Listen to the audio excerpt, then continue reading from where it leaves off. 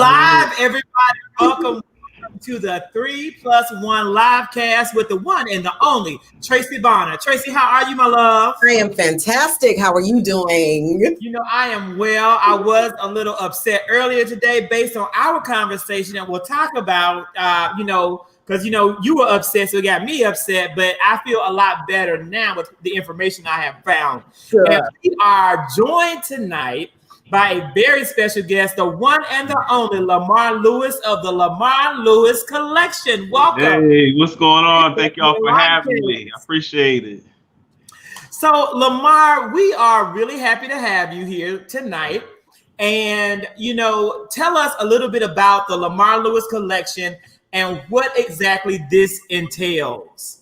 Okay, well, the Lamar Lewis Collection has been launched in 2015 of January. It basically is all custom designs, as I'm wearing right now, one of my latest hoodies. Pretty much men's and women wear to feel comfortable. Anything that looks good, the fit, and the whole objective and goal is to make you feel good and look good.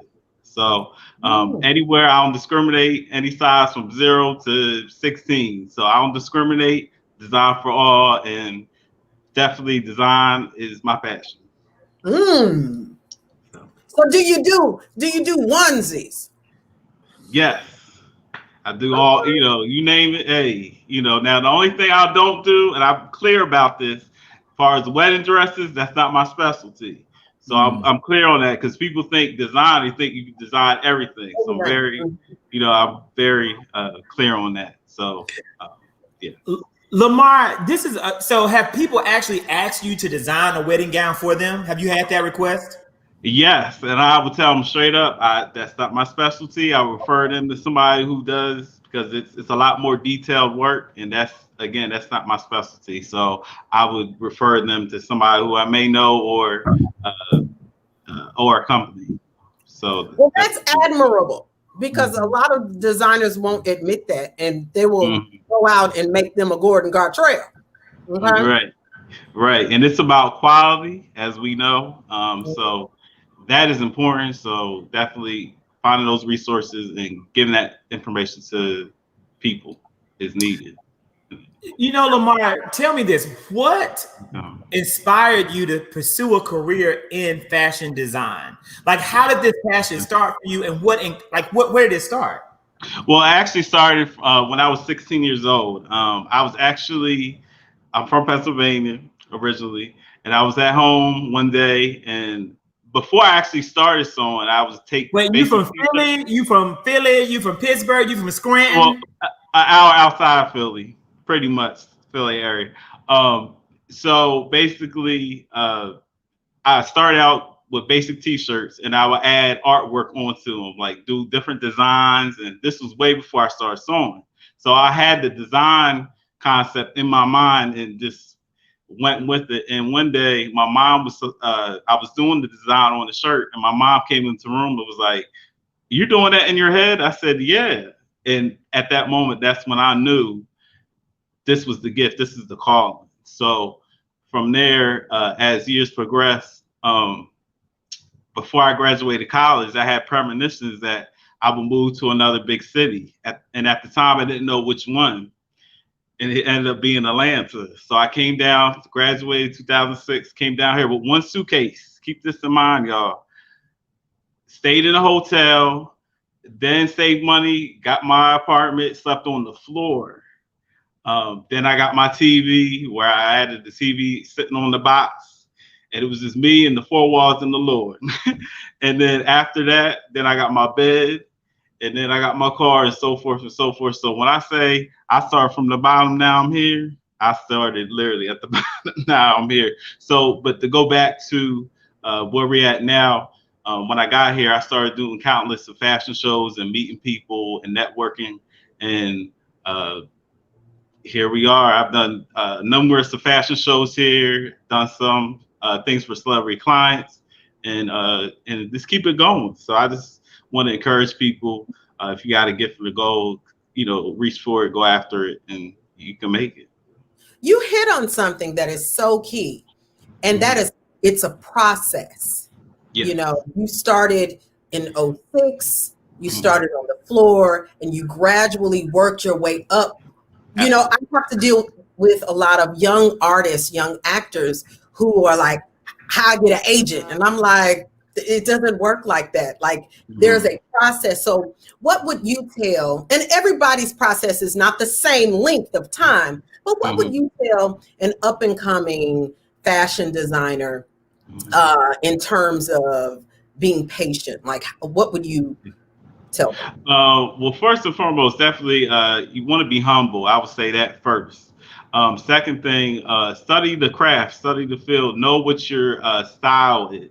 Like I know my style is very futuristic and modern, and I want to kind of project that and showcase that.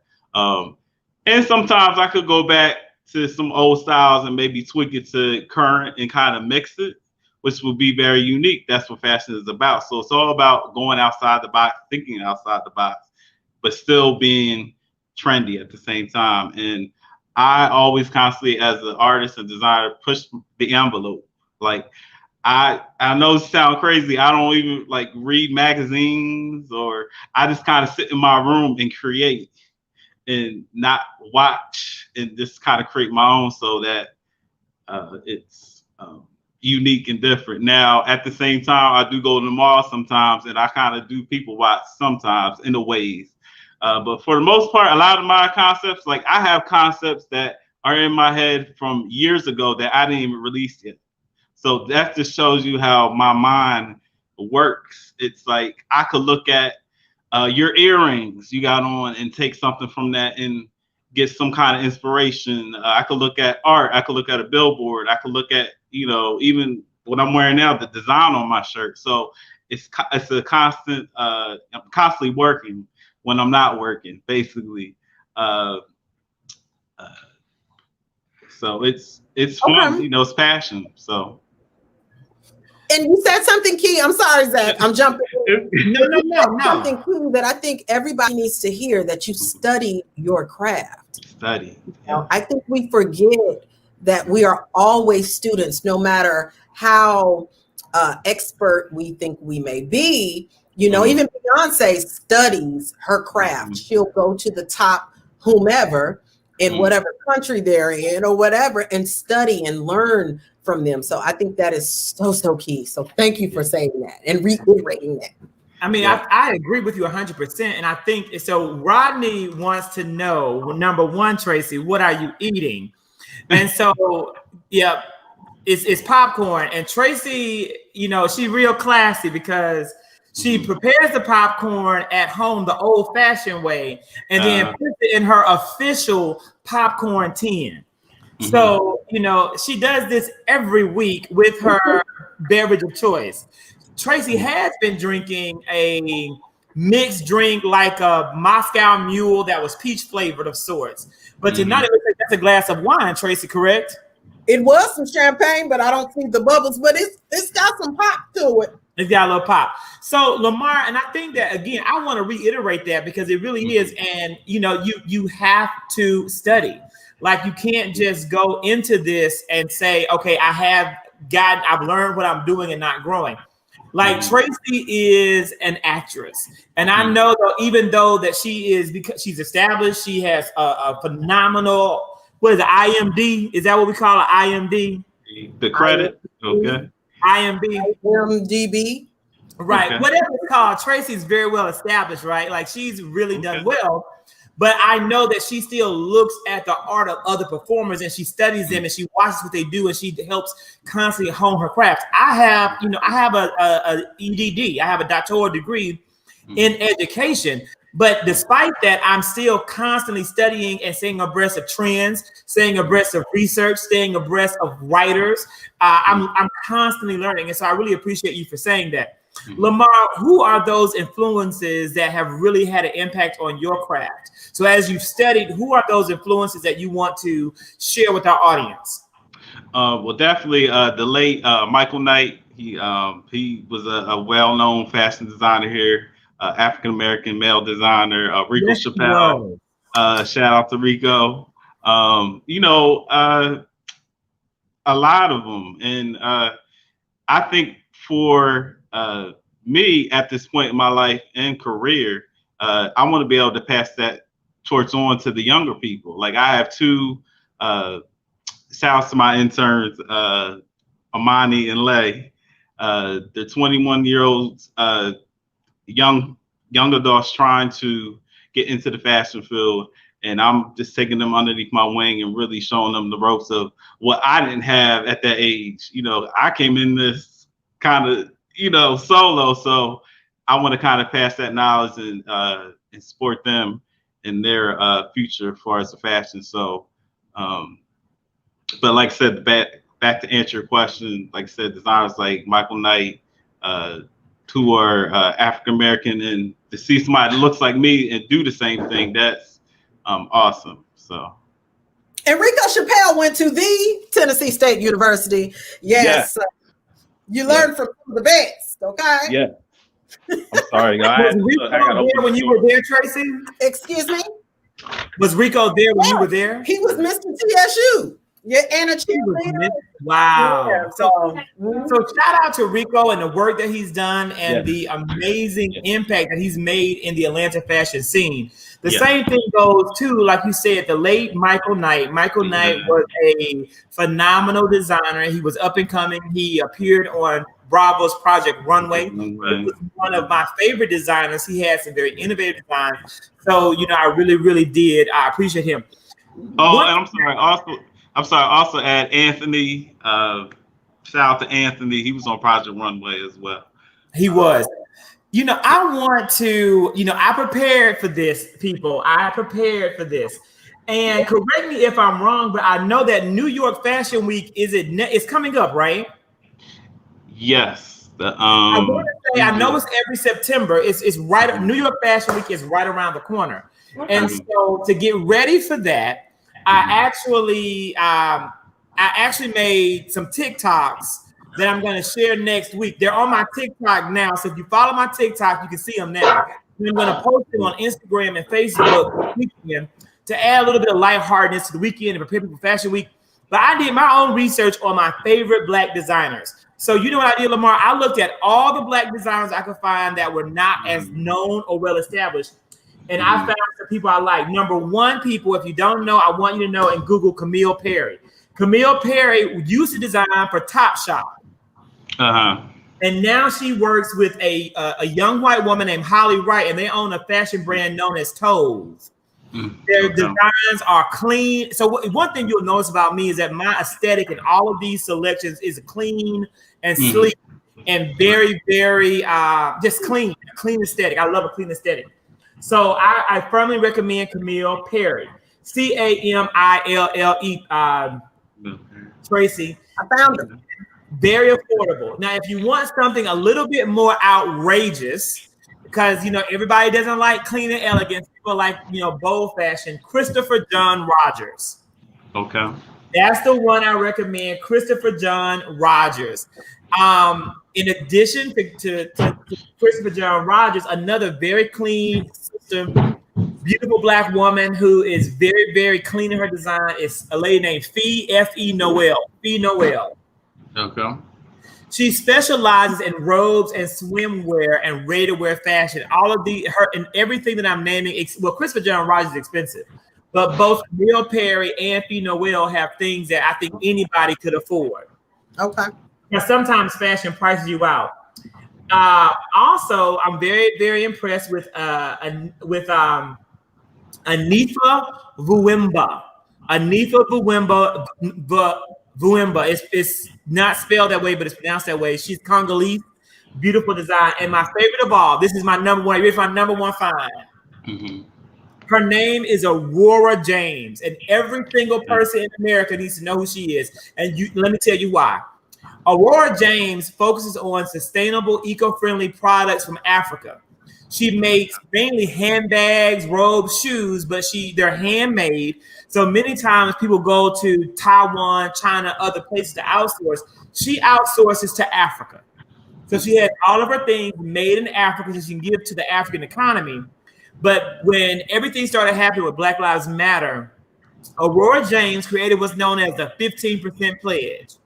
Okay. And she is demanding that because Black Americans make up 15% of the U.S. population, that businesses like Walmart, Target, H&M, that they put in their collections 15% from African American shop owners, store owners, and entrepreneurs. It's called the 15% Pledge. It's on the Instagram. They have an Instagram and they have a website. And so she is putting a lot of pressure. So she is saying that if people like Walmart, if big companies like Walmart aren't willing to invest in Black businesses with at least 15% of their shelf space, then we shouldn't be giving them our Black dollar. And the Black dollar adds about $1.5 trillion to the U.S. economy every year. Yeah. Well, my new favorite designer is Lamar Lewis. Look, let me tell you something.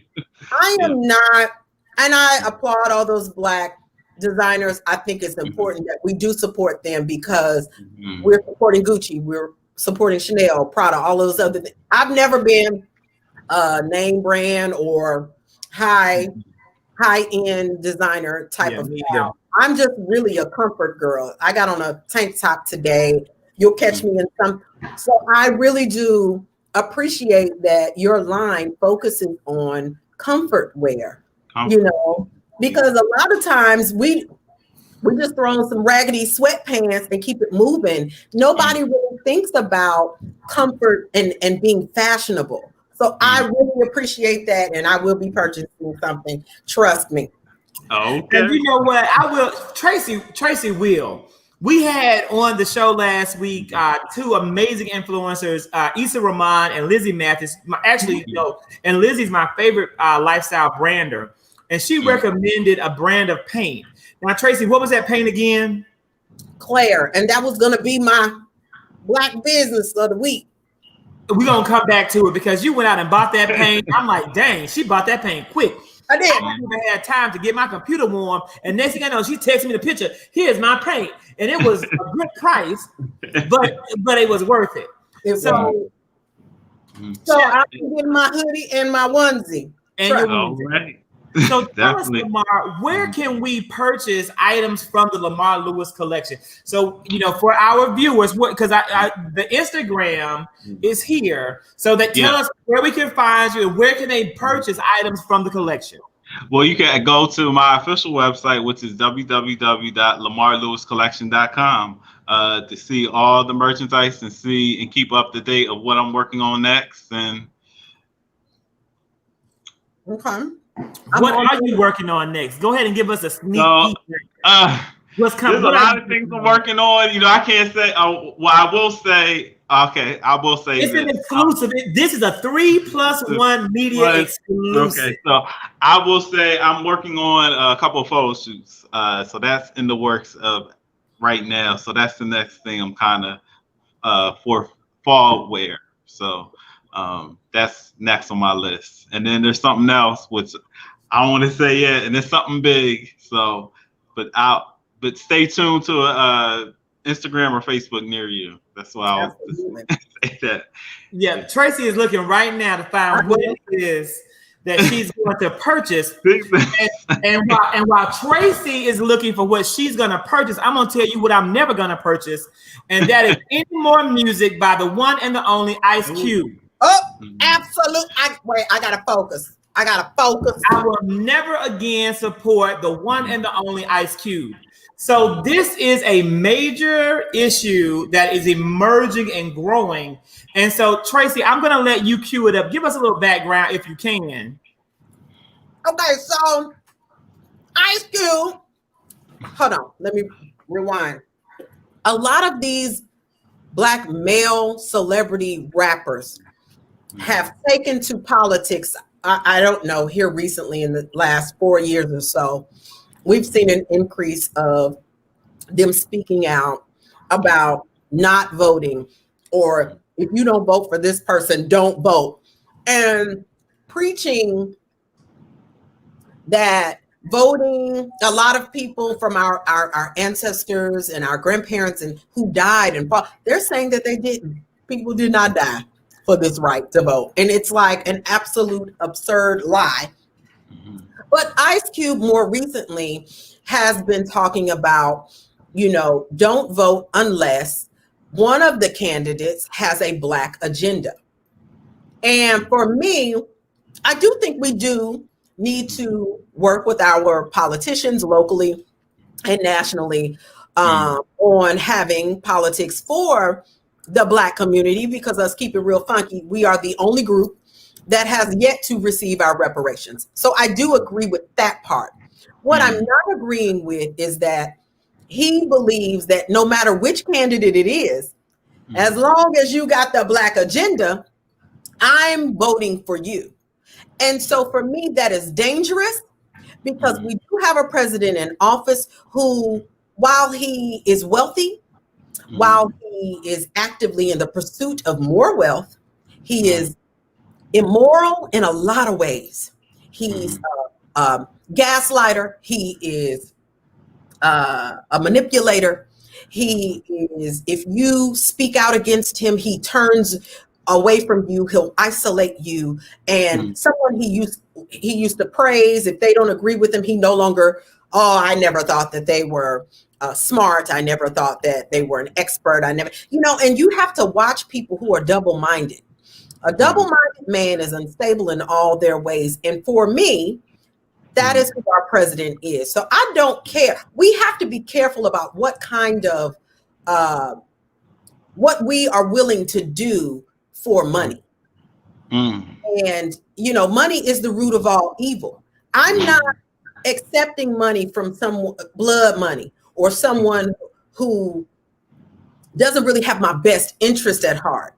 And, Zach, you and I have had discussions about reparations and how I feel. I do believe we need economic education. We need to be taught finance and economics in our community. Well, you just can't give everybody some money and say, ooh, reparations, here's the Black agenda. No, it needs to start for me. And I know I'm speaking long-winded about this, but it needs to start with resources within our community that we really do lack. Educational resources, health care. We need better training for police officers in our community. We need prison and jail reform.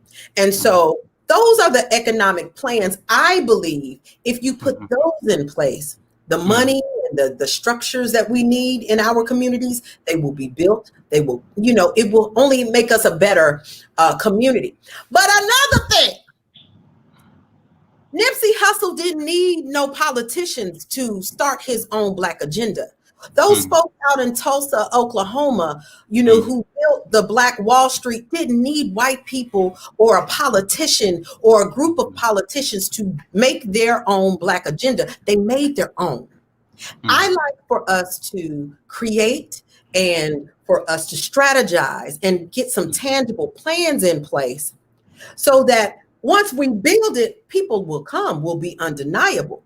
We've got to know and understand our buying power in this country. We may be 15% of the population, but we spend more than any group of people. So that for me, is my spiel. I think Ice Cube, his rhetoric is dangerous. A lot of people are following him because he's an OG rapper, and it is going to cost us a lot of our Black voters who are on the fence. And we need as many votes as possible. Absolutely. I'm going to vote for Donald Trump. I don't care if he does give me reparations. I will gladly take that money and I will walk in there and press Biden or whomever else is running against him, except for Kanye. Okay. That's right.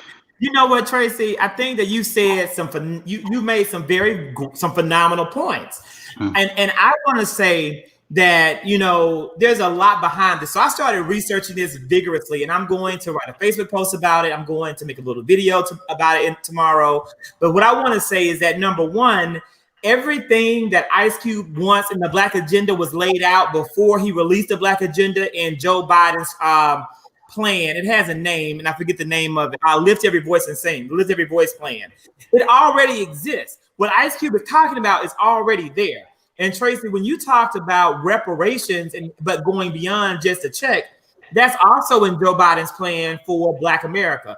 In the plan, it talks about giving preferential allotments and loans to undo the discrimination that exists, discrimination that people like Donald Trump implemented when he was serving as, a slumlord in New York. So that's already there. Joe Biden's plan talks about preferential small business loans, preferential housing loans. It also talks about student loan forgiveness, something that Ice Cube's agenda for Black America completely misses. And because one thing I noticed about what Ice Cube is saying he wants, and before I even start to attack the background of it, is that number one, he admitted himself that no Black woman of any kind was involved in him planning out and drafting the plan. This is something that he and the Black men sat down supposedly and did, but I do know that it wasn't just Black men. There were some white men that involved, and I'm going to show you in a moment who those white men were and who they worked for and their racist and how they have hurt. One of them, this one man, in my opinion, has done more to further the alt-right white supremacist hate movement against Black people than any other person in the United States of America. And the fact that Ice Cube is connected to this man is disgusting. And the fact that most Black people don't know is going to blow your mind. So, one, everything this man is saying he wants has already been done. It's already been promised. And a lot of what Joe Biden is saying he wants to do for Black America, guess what? These are policies that were implemented by Barack Hussein Obama, that Donald Trump undid or did away with, that now he wants to bring back. And I'm muting you, Lamar, because your mic is getting a little bit of feedback, but I'll unmute you when you're ready to say something and talk. So when you look at and see this, I want to show you now the financiers in this. Do you guys recognize any of those men? And I'll go ahead and unmute everybody. Is that Bannon? Ma'am, yes, ma'am. That is Steve Bannon, the owner of Breitbart News, the alt-right hate machine that pumps out attack after attack after attack against Black Americans. Never forget that it was Breitbart News that called Michelle Obama a gorilla and a chimp every single week. Don't forget it's Breitbart News that said these Black people had no right to be in the White House. Don't forget that it was Breitbart News that constantly spins and sends all of this pro-Nazi propaganda out to white America. And this man, so here's the kind of the background. You got to Google it. You got to read up on it. Here's the story. Ice Cube has a basketball league that he started in 2017. That's like a 3-player league, right? That's really big. It has 12 teams in it, and it's done well. It is financed heavily by people like, again, Steve Bannon. Steve Bannon worked with Ice Cube's partner in this league. They got in trouble and they got out of trouble. I still am digging, but I can absolutely see where Ice Cube had to do dirty work for the Trump campaign when the time came. And not the same way that Kanye West had to do some dirty work when the time came. Well, the time is now. The Trump campaign is desperate. They are losing money. They're actually almost out of money. And the money in the Trump campaign that was announced this week, they spent so much money on these poorly attended rallies and the lawn and all this stuff at the White House for the campaign, and all these really horrible commercials, thinking it was going to have an impact. And guess what? It's not having an impact. Joe Biden is still leading the polls. So now they're low on money and they're going to different measures, and they're using Black people like Ice Cube to further their agenda. So now Ice Cube is talking about, I met with Biden, I'm meeting with Trump. He's going to side with Trump. He is going to try to encourage Black people to vote for Trump because Trump is paying him to do so. He is in bed with these people because it's about him and him getting his come up. When do we in the Black community let this entertainer, and I'm not knocking his entertainment, I'm not knocking what he's contributed, but people, we have Black philosophers, we have Black politicians, we have Black academics, we have people that have studied politics, who have studied business, who have studied industry, who have contributed to the movement of America involved. Ice Cube came from nowhere and had nothing to contribute to Black culture in terms of politics until 4 months ago. And now all of a sudden people are listening to him. This man barely graduated high school and barely graduated his community college with his drafting degree. Okay. I'm not knocking and saying you need an education to have a Black agenda, but I'm saying in order for you to, but for you to be the architect of a whole movement, you need some consultants. You need some support. Why did you bring in the Black politicians? Why do you bring in our Black ministers? Why do you bring in our Black philosophers? Why do you bring in our Black women? and let alone members of the LGBTQIA community that are Black.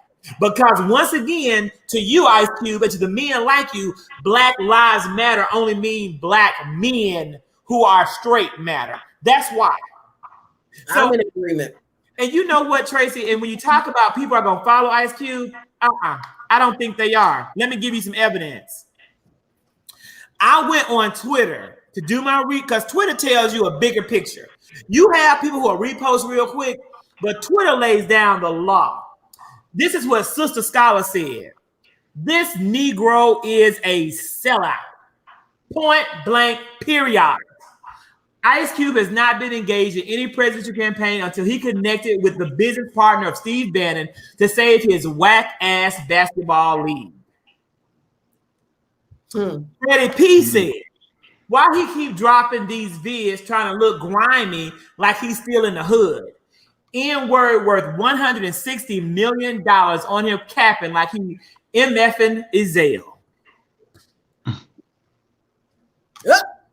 Oh. Boo. Boo. So, I really think that's a very valid point, Tracey. The Black Twitter is not supporting Ice Cube. Black Twitter then jump on this and say, we're rocking with you, brother. Let's bring out the reparations. People did their research and they're like, oh, heck no. We are voting for Joe Biden no matter what this man says, because this man hasn't contributed. Even if this was like Angela Yee, because we know that she knows and talks about politics. If this was Angela Rye, if this was any number of people out here in this world who know this and do this, we may be inclined to listen. But the fact that it's Ice Cube. But we need more of them. Lamar, am I right? We need more of those people, the Angela Ryes, the Angela Yees, the Tamika Mallory's, like the people who are actually on the ground out here, the sister soldiers, whomever else, Bakari Sellers. I'm just like, where are all these people? Why are you not speaking out against this? Why are you not saying something? My issue is they're quiet. They don't speak out against the gangsters. And it's on Twitter. They're doing it. It's on Twitter. This is the thing too, Tracey. This is something I also kind of think. I think that people aren't wanting to give it attention. I think that people don't want to elevate this and give it like a national spotlight. So it's kind of like, let's just move on. I really believe that. I think that there's an organized and coordinated effort on how to attack Donald Trump, and they're letting the distractions pass by. Kanye West is a distraction. They gave him a quick news turn. He's out of the door. He's gone. I saw Ice Cube on MSNBC like 3 weeks ago.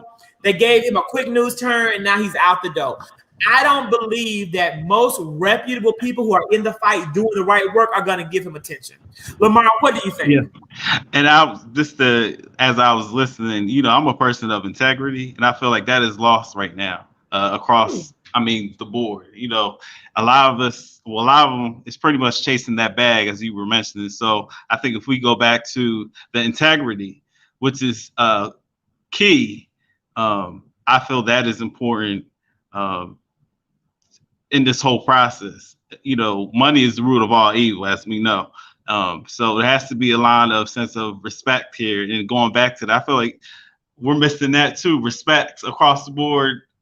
As far as even with the protesting, some were peaceful and some were not. Yeah. But we have to get to a point where there's some peace here. We have to come together. We have to talk. We have to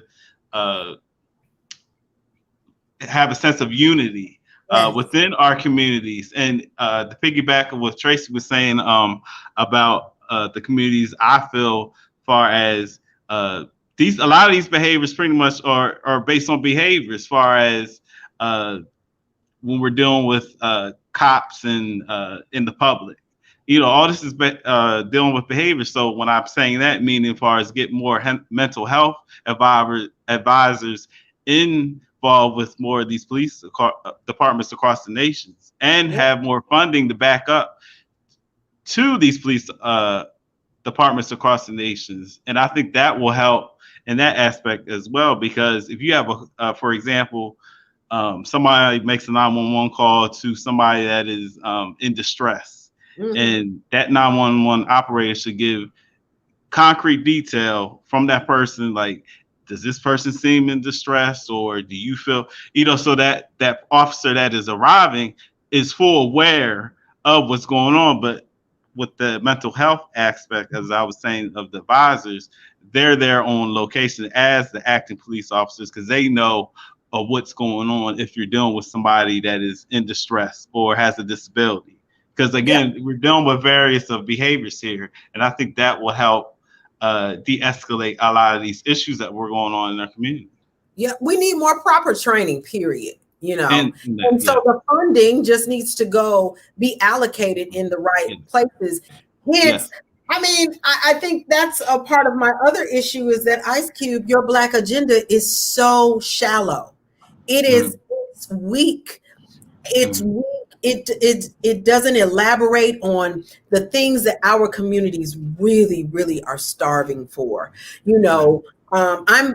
Everybody's known for the past couple of weeks, I'm in the process of purchasing a home, and the hoops and loops that I have to jump through, I'm constantly thinking, would my white counterparts have to deal with this? Like the lines of questioning and, having to give certain documents and paperwork. And I'm asking my friends, did you go through this? And they're like, yeah, I went through this. And I'm like, all my friends are Black and they have dealt with this. I don't have any, we know that redlining is an issue. We know that home ownership. And we know that Donald Trump perfected the process. Absolutely. So we want to possibly vote for him. Yeah. And to have him come out, and y'all, I think the thing that kind of gives me hope is that, and I hate to be like this, I think he's not speaking to the groups of people who are not in a certain area. He is speaking to those people who are in the hood,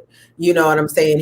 Who don't particularly vote as often as they should, or don't utilize their right to vote as often because there is a sense of hopelessness or helplessness or whatever in those communities. I had a student out at Cedar Grove High School, senior, and I was like, I said, aren't you excited you get to vote for the first time? This was years ago. And he was like, why? It don't affect me.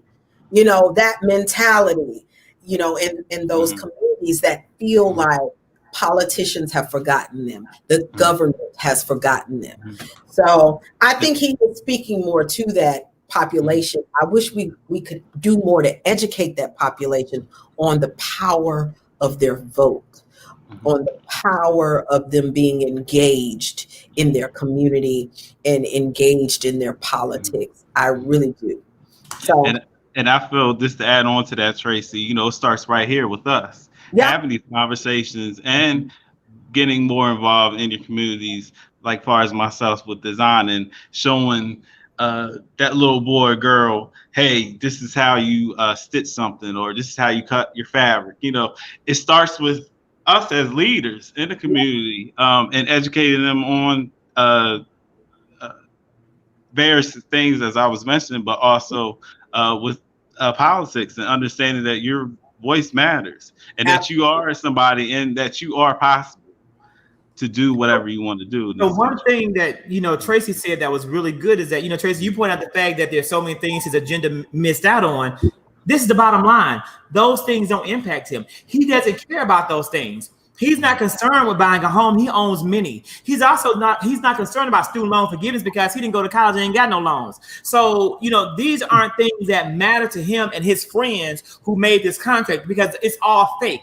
All they care about is helping hand Donald Trump an election. So they're going to get more money in their pockets and they're going to profit off of that. And in the same way but I don't believe it's going to work, because our president has done so much wrong in this country to so many people, and it's constantly coming out. Just this week, the Bob Woodward, I'm gonna own up and say this and admit to this. I haven't bought any of these Donald Trump books, period. Because I don't need to read to know. I don't need to read Mary Trump's book about her uncle cheating to get into school. I hear him talk on TV. I know he didn't earn his way into an Ivy League school like the University of Pennsylvania. So I don't need to read that.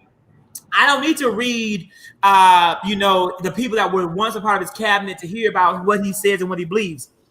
But I am going to purchase the book by Bob Woodward because Bob Woodward is a credible journalist. And not only is he a credible journalist, he is extremely fair. He has written books that have critiqued every president of his day. He wrote 2 books on Bush that were horribly negative. He wrote 2 books on Obama that were also very fair and negative. One of them was called Obama's Wars, that talked about the wars that Obama was going to end, but that continued and why they continued, and fake promises that President Obama made that he didn't agree with. So I think he's fair.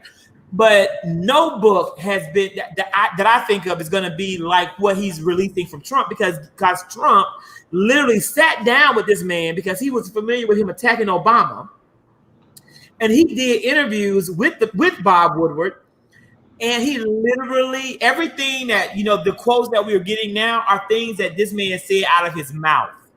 Yep. In the press release, President Trump could not lie to us about what was said because it was on recording. So he had to own up to the fact that he said that COVID-19 was deadly, that COVID-19 was going to kill lots of people, and that COVID-19 was not only going to be deadly to people, but also deadly for children. Although since making that statement in March all the way up until last month, he claimed that COVID-19 wasn't that serious. He said it was like the flu. He said children are... Yep. He said it was going to miraculously disappear like a miracle overnight. He said it was a hoax. He said all of these things knowing that stuff wasn't true, where his Republican leaders knew it wasn't true, but he still said it. And now that's known. He can't deny that. What person in America who has been touched and impacted by COVID-19 would still vote for Donald J. Trump? Donald Trump also said that Black people in America were not being affected by systemic racism and being mistreated. That's on tape. That's recorded. Now you tell me what Black person in America would still vote for Donald Trump. It's a lot of them, y'all. Let me tell you. And also he said that the generals of the military, and we all know on this line how much work it takes to become an actual general in the military. This man called our military leaders. He said they were a bunch of pussies. Yep. He said this about our military leaders. This man who dodged the draft, this man who avoided going to Vietnam because of his fake bone spurs, said this about our nation's top military officials. What member of the military who has signed their life over to protect America would still say, I'm voting for Donald J. Trump? A lot. I'm telling you, I think it's a few people who are very vocal. I think it's a few people who are very uneducated and ignorant who are on our Facebooks, who are on Instagrams. It's these idiots who are saying these things. But the majority of people, I do not believe, are going to vote for Donald Trump. They didn't. You know what? Hillary Clinton, let's be fair. I am probably the biggest Hillary Clinton fan you guys are going to meet. Hillary Clinton was not likable. Hillary Clinton was not relatable. And Hillary Clinton probably was not the best candidate for the moment. And that's from coming from somebody who's a real fan, of Hillary Clinton. With that being said, she still won 3 million more votes than Donald J. Trump. She still beat him by 3 million votes in the popular vote.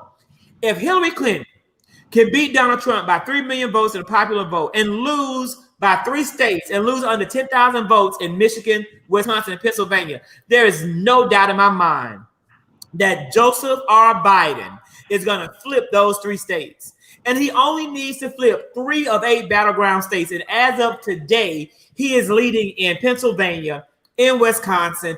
He's leading in Florida. He's leading in North Carolina. He's leading in Michigan, Wisconsin, Pennsylvania, and Minnesota. He's leading in Nevada. He's leading in Arizona. He only needs 3 of those states that win for Trump to win this election. I don't think that we should be overconfident. I don't think that we shouldn't push hard, but I also don't think that we should let these idiots bring down our energy or take away from the excitement that we have about getting things right on my birthday, November the 3rd. Well, I'm going to be over your house on November 3rd with my mask on and all. Okay, I'm gonna have I'm going to do a whole day of like lives and different stuff. I'm gonna make a very special birthday with a few people that I know, who I know are, COVID free, and we're tested, in this house 2 weeks, because of healthcare, because of Chris's job. So with all that being said, again, we'll be COVID free, and then you come in, we'll have a good time as we finally make moves to get this man right here. Look at it. Yeah. What, Tracey? Yeah. Get out of there. I try to be very careful about what I say and how I say about our president, because he is still our president. And plus, I have to be honest, my career, I have to just be very careful. I've seen a lot of actors get canceled. I've seen a lot of people lose representation, but I just have to stand on the side of right. If you are a believer in God, you cannot allow people to be mistreated. He mistreats Black people and likes to say that he's been the best president for Black people. I'm Black and I haven't benefited from anything. I wake up every day with this sense of heaviness on me, with this more keen sense of awareness that I'm Black all the time, looking over my shoulder when I'm walking. When I see white people approaching me, I'm constantly running a monologue in my mind. And this did not happen when other presidents were in office, even Bush. I didn't feel this great heaviness on me until now. I'm just more aware of race and racial issues. And for that man to sign into executive order that we are not going to have any racial sensitivity training anymore. Y'all don't understand what we have gone through, in particular in the acting community. There was this big BIPOC We See You campaign going on where we were calling out predominantly white institutions that were known for not casting Blacks, were known for not hiring Black designers and directors. And they were starting to have conversations and panels on how they can better these practices, hiring more African Americans in administrative positions. And you say this. So now you give these institutions a reason to say, we no longer have to do the work. And it's like we're taking some strides forward, and then he just pulls the rug. I am so disenchanted by him. I just don't know what to do. Let's change the subject. We will change the subject. Lamar, what are you doing to encourage the vote? I'm actually, like I said, first and foremost, again, as I was saying before, I'm all about respect across the board. So I preach not only disrespect and again, integrity is important.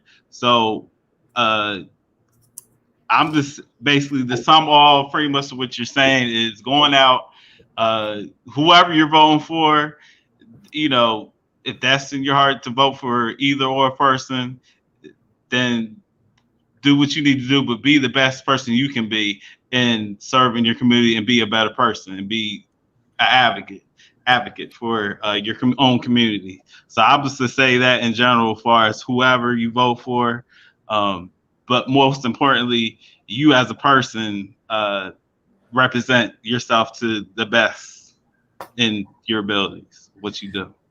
So I'm going to share something that popped up today. This is a breaking news story.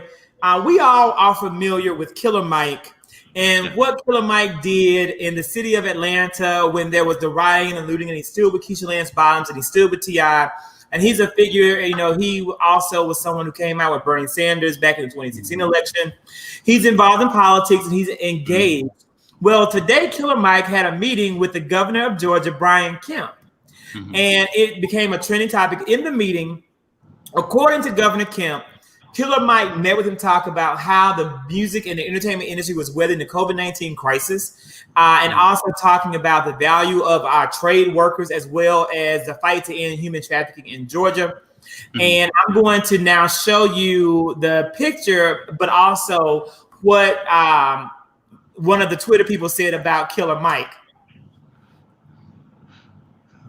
And she said, Killer Mike attempting to brand himself as the reasonable Negro and with the TM trademark above it by meeting with a white man who stole an election from a black woman and then denied the impact of COVID-19. Very reasonable. So I want to know, because this is one of the situations where I'm a little torn. On one hand, I believe you have to work within the confines of the people that have power to bring change. Brian Kemp has the power, and you want to influence him to use his power for good. Yep. On the other end, I'll ask myself, would I do it? And the answer is no. No, I wouldn't. I would not. I will not be able to sit down and give Governor Brian Kemp a photo op to say, see, I'm in with the black celebrities. See, I'm supported by these black people right here. See, I'm working for the black community. See what I've done for you blacks? I wouldn't be able to do that. Yeah. So that's how it happens. I'm in agreement with that. I do believe we should meet with our leaders, but I also believe Killer Mike should have had some politicians in there with him, some on the ground activists with him, some people who have been doing the work for a very, very long time. Business. He should have had the community. He should have had our former podcast guest, Reverend James Woodall of the Georgia NAACP. That's some people there with him. That is where I believe Steve Harvey went wrong. He went in and had a conversation with Donald Trump, but what was said, what was done? Did you have people in the room that were able to really speak truth to power? I just, and I do think he's an eloquent speaker. I do believe he's knowledgeable and all those things, but he needed a tribe. We got to go in. It's power in numbers, bruh. And I just think he missed the mark on this one. And like you said, to piggyback what you were saying, having those people behind backing, so that it is, I guess, from the pictures, we could assume, we don't know what was said. We just going by what a picture, is posted. But I agree with you, Tracey. Having that backing. And so and then doing a press conference after. That's what he should have done. Where's the live? He should have came out and had a live or something that said, this is what we discussed, and I'm holding that man to the carpet. I'm going to make sure that he does X, Y, and Z for our community. He should have said, I don't trust him. I don't trust T.I. I don't trust Ice Cube. I don't trust Diddy. It's a lot of them that I just don't trust. Y'all will profit a man to gain the world, but lose his soul. I'm telling you. It's a lot of that going on right now. It's a lot of people looking for money and fame and trying to leverage themselves, but leave the rest of us behind.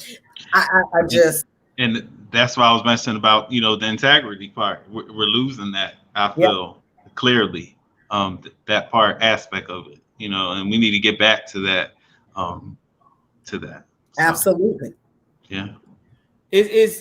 It's heartbreaking, but in addition to that, we're getting ready to move on, Tracy, some lighter news, but I can't avoid to talk about the fact that, President Trump decided he was going to release the names of 20 politicians that he will put on the Supreme Court if he's reelected. We all know that Ruth Bader Ginsburg is in a long-standing, I don't like to call cancer a battle. I don't think cancer is a battle. It's not like when you transition from life to everlasting life because of cancer, you lost a fight, you lost a battle. I don't like cancer's battle. Cancer is a part of life's journey. So Ruth Bader Ginsburg is dealing with cancer at this stage in her life as she continues to live her life. So that is how I want to frame that. But unfortunately, it is pancreatic cancer, and ultimately it will be a terminal impact on her life. She will have this cancer very likely for the rest of her life. So he released the names of 20 people, and one of those people, I'm going to talk about three of them. The most prominent names, number one is this man right here.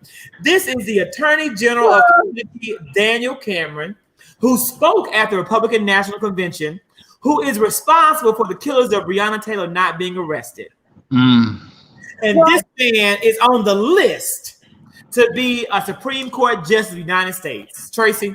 I was going to say, There is an agenda being pushed right now to really defame the name of Breonna Taylor. Yeah. And they're pushing this. She was a cartel queen or some kind of drug queen, But I don't care. I don't care what she was doing. She was asleep in her bed and did not deserve to be killed. If she was involved in drug trafficking or whatever, arrest her. Absolutely.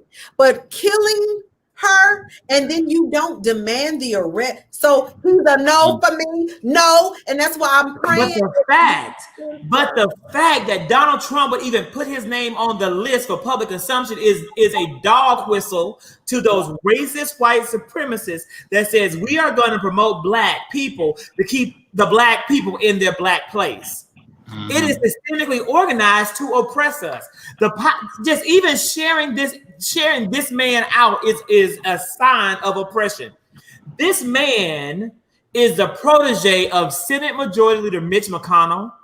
While the killers of Breonna Taylor are running free and enjoying their life, while her family is mourning her loss, he was getting married to his fiance, who someone said it was the niece of Mitch McConnell or cousin. I don't know if that's true or not. Right. And nothing against interracial, but still. Nothing against it. But there were no black people in the picture that I saw. I think it was an engagement picture or something. Not a one. He was the only black. So for me, it's okay to interracially date, but let's be a rainbow of people. It can't just be one, you the only black and the rest are white. Then I start to look at you and say, there's something wrong with this individual. When I saw that he was a Republican, when I saw that this man was a Republican, I knew there was something wrong with this individual. And even more so than that, you didn't only have him, but you had these two people. You had Tim Cotton of Arkansas, who made a big deal about the Confederate monuments and attacking Senator Kamala Harris, and Ted Cruz. They also are on the short list.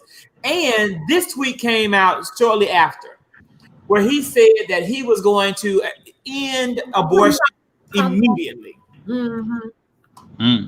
Hey, that ain't gonna happen. If Donald Trump is reelected, he will have a Supreme Court majority, and you only need 5 of 4. I do believe that abortion will become illegal under the next administration of Donald Trump. I don't really have any doubt about it. It won't last. You ain't seeing nothing when you see angry women. Tracy, listen to this. Listen what I'm saying. This is what we got to realize.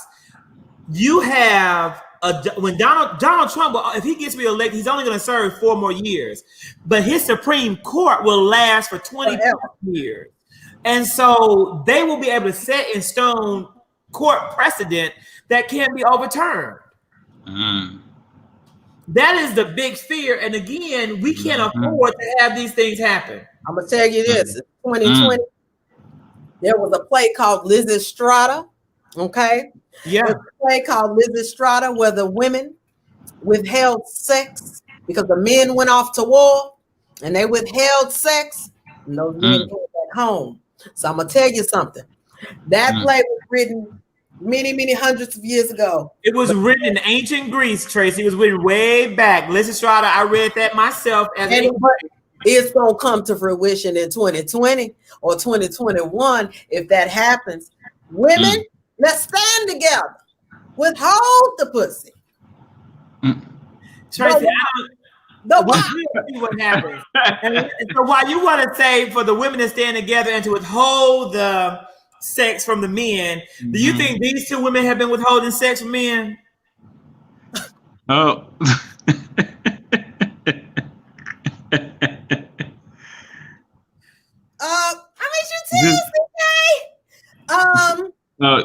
No. This is the next Verzuz battle. What do you guys think? Yeah, shout out to Miss Gladys Knight and Patti LaBelle. 2 legends, obviously. Timeless hits, as we all know, from Love Overboard to Save the Overtime for Me, and Neither One of Us. And If You Only Knew, and On My Own. So I mean, this I'm so looking forward to this versus battle. I'm going to get my outfit together, because that's what I do. Look, as they say, casket ready, sharp, or slay, as they say, one of the other. But I think this is going to be a amazing event, and it's good to see this. I actually like seeing these versus battles. Actually, I think it kind of brings unity amongst people and in the music, because there's songs we haven't heard in a while, so it's kind of to remind and refresh. Yes.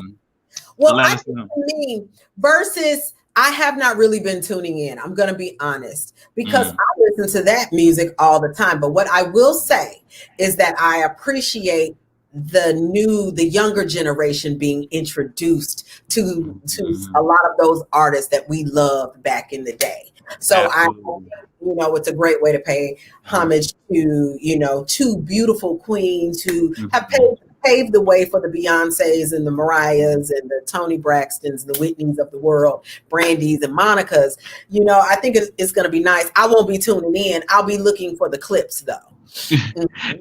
and also, Go ahead. And also they're trendsetters as well, fashion icons. If you look at, from the big hair to, the style. So to see the evolution of fashion, they definitely were trendsetters and still are to this day. So this is what I want to know. Tracey and Lamar, I want each of you to tell me who is going to win this versus battle. Ooh. Patty Pie. It's going to be a tie for me because I like both of them, but I really like Patti LaBelle. That's back from back home. So, but both, this will be kind of. Thank you. The both of them still will put on a clinic, okay, a singing clinic at their age.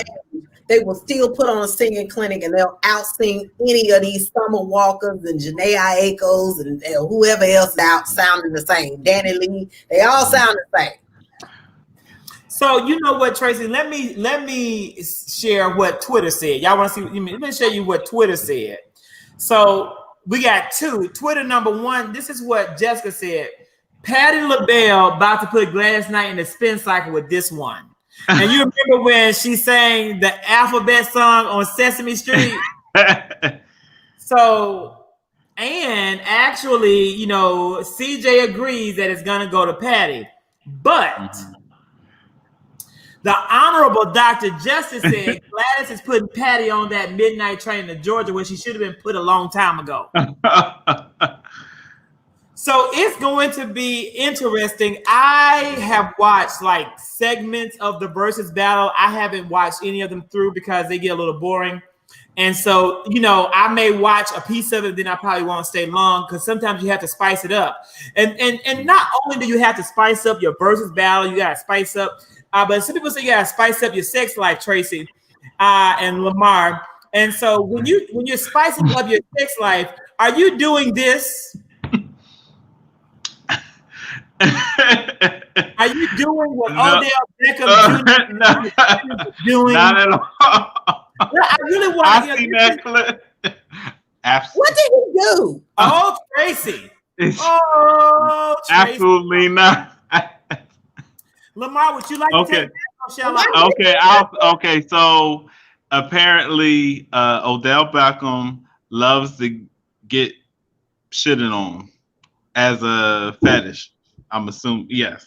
A young lady, I can't recall her name, on the clip, explained what she did and how she got in order to fly somewhere. This one right here.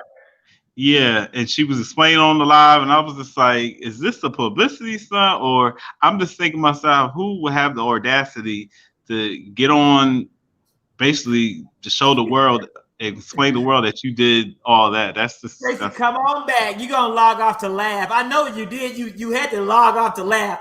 It is funny. That's what she said. Right. So this is what happened, Tracey. There's two women on like this on a live cast, like what we do. and they sit in the studio. They go live to YouTube. One of them, I want to say, is the baby mother of like Chief Keef. Like one of them has a baby with Chief Keef. That's so what they did, so they interviewed this lady. So what she said is that she had a bowel movement like somebody found her for Odell Beckham. Odell Beckham likes women to do this to him, and he had someone find the women. She had to do a video of her doing it, and she sent the video to Odell.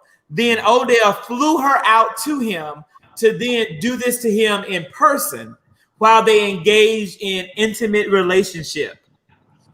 You know, I've heard that men like that. I didn't know how true that. What does that do? Well, sweetheart, I don't know because I don't like that, so I'm not able to give you any insight into that world. Yeah. That's not my. You may want to send Odell Beckham a direct DM, and maybe he can tell you why the poop makes it pop up for him.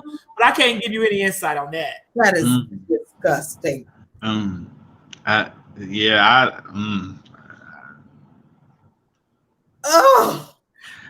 I'm speechless right now. Tracy, this is not the time to read the article because it just takes you down. I'm not reading the article. I'm reading why men like women to defecate during sex. It's a thing.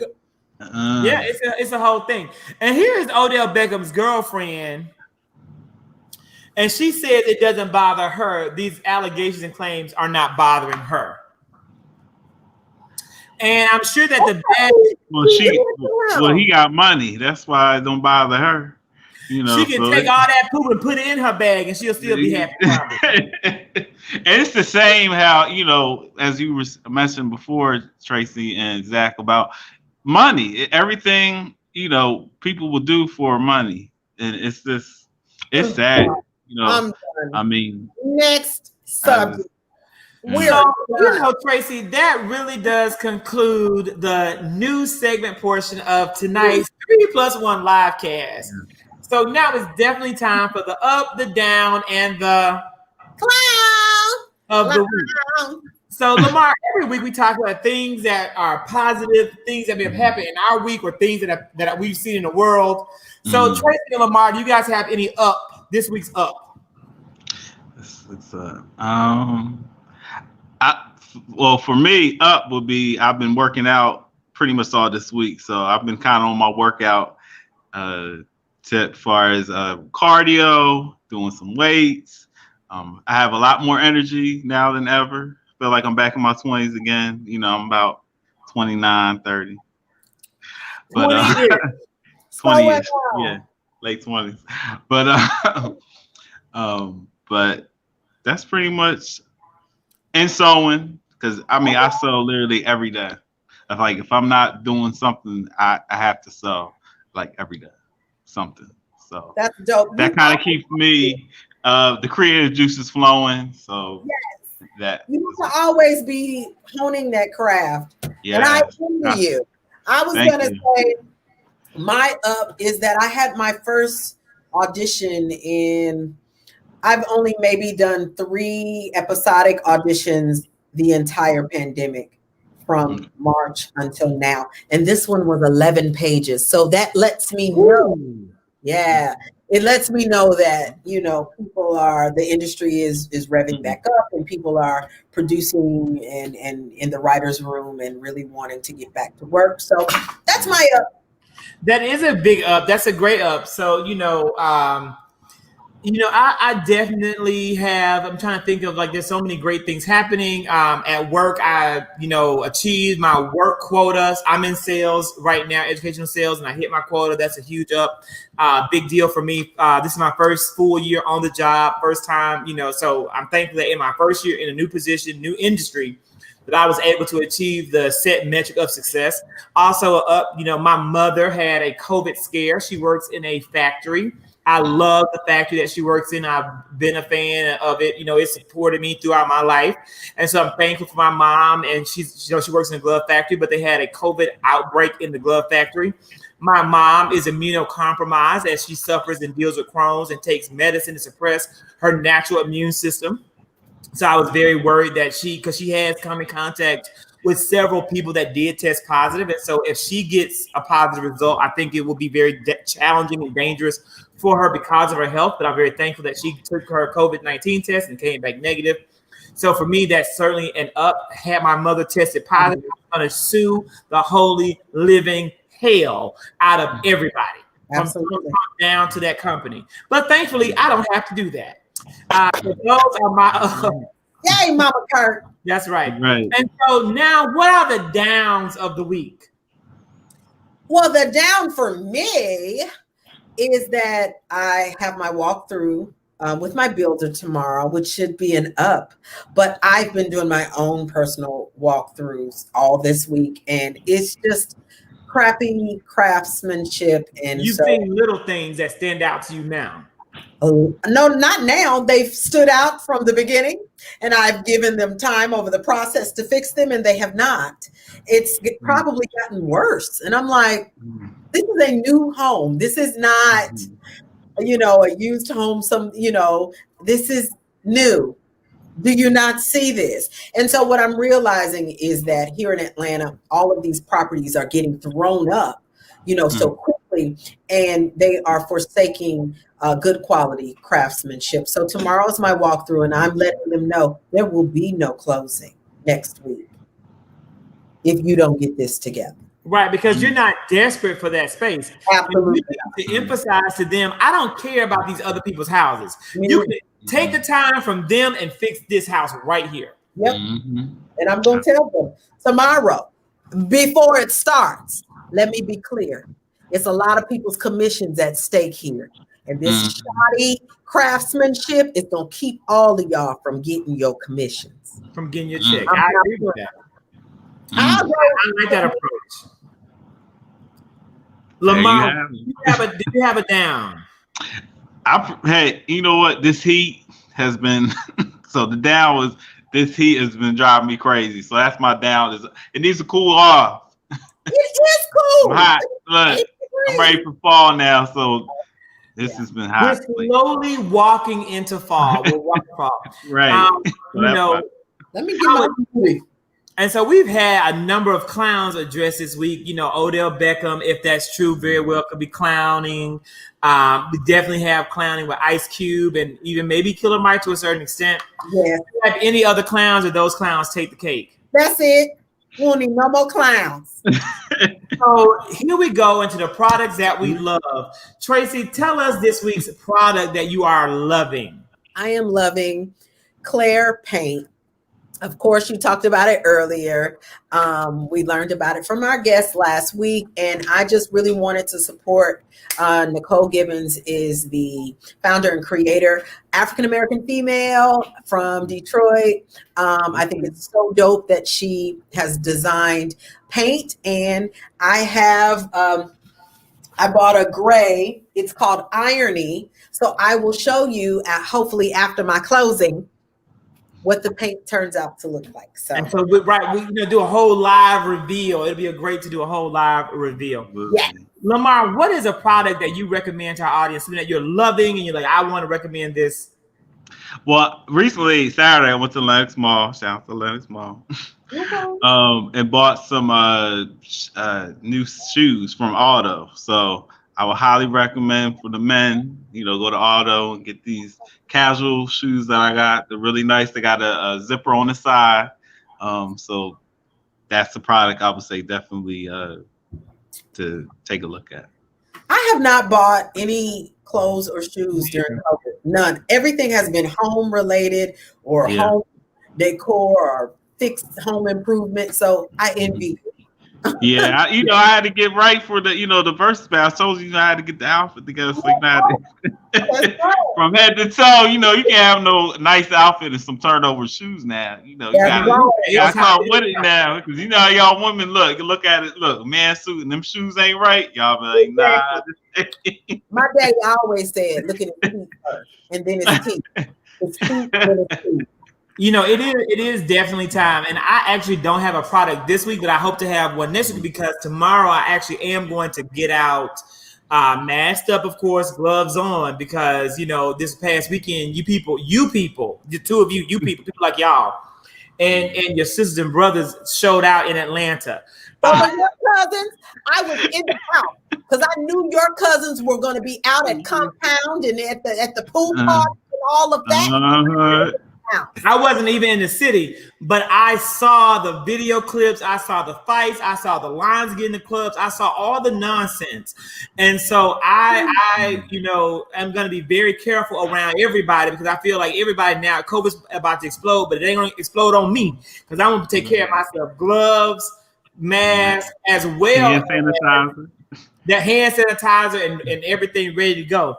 But tomorrow I'm going to actually go out because Tracey, I've been slowly adding to the studio so y'all can stop seeing these stairs in the background. So my big chair, and I'm going to make a review. I'm not going to tell you the color I picked, but the big chair came. Red. The big chair came. The bookshelf came. The little accent table is here. So now all I have to do is go and buy a plant and a picture. So tomorrow I'm going on an art hunt and a plant hunt, and I will be able to, and I got to get the room painted. So then I'm ready to finally reveal. I'm actually gonna go with white. I'm gonna go with white, Tracey. I'm doing a white wall because because I don't know if gray is gonna look as good with the color of the chair that I got. Is it red? Tracey, you just gotta wait until the big reveal. Yeah. Big chair. What color is it? You gotta wait till the big reveal. It's red. It's a big red chair. It's a big giant red chair. So red is my favorite color. So red is a nice color for this. So it looks good on this. Gray looks good on Tracey with Tracey's skin, but I don't know if it's gonna look good with my skin. It will. We pop. Yeah, red's gonna work. No, red will work, but will the gray wall work? Yes. Because the red will make it pop off the gray. But I think the white is going to illuminate the space. I'm telling you, the lights on the white is gonna make it opaque. I'm telling you, it's not. Look, this is what I do. Okay, I'm telling you, your melanated skin on this gray. So what I'm gonna do, Tracey, you go ahead. Let me buy the paint from you. Has the clear paint come yet? No, I need it for me. But has it arrived? Has it come yet? Not yet. I just ordered it yesterday or 2 days ago. Well, no, I was gonna buy it from you because you're not ready to paint yet. I'll be ready next week. Well, we can order it, rush order it, but since it's not there, then I will. I'll wait. So I may go with a gray then, a light gray. Look at this. Don't this pop? Mm-hmm.